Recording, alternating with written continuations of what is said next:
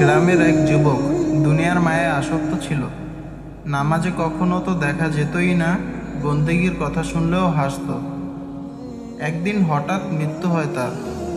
মৃত্যুর পর মানুষ কবর দিতে নিয়ে যায়। জানাজার পর দাফন শেষ হয়, কিন্তু পরের দিন ঘটল ভয়ানক এক ঘটনা। কবরের পাশ দিয়ে একজন বৃদ্ধ লোক হেঁটে যাচ্ছিল।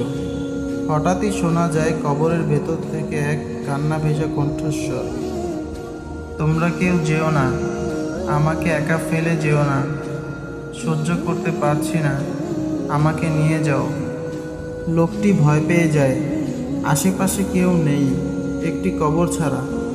লোকটি কবরের কাছে গিয়ে ভয়ে ভয়ে জিজ্ঞাসা করলো, কে ডাকে, কে তুমি? আবার আওয়াজ এলো, আমাকে নিয়ে যাও, আমাকে নিয়ে যাও। বৃদ্ধ লোকটি ভয় পেয়ে চলে যায়। এই ঘটনার পর অনেকেই বলছে রাতে সেই কবর থেকে নাকি কুকুরের মতো চিৎকার শোনা যায়। বন্ধুরা, এই ঘটনা হয়তো অনেকের কাছে গল্প, কিন্তু এর মধ্যে আছে ভয়ানক সত্য। রাসূলুল্লাহ সাল্লাল্লাহু আলাইহি সাল্লাম বলেন, কবর হলো জান্নাতের বাগান অথবা জাহান্নামের গর্ত। একদিন আমাদের সবার জন্য কবর খোঁড়া হবে, সবার জানাজা পড়া হবে, আর আমরা সবাই একা হয়ে যাব।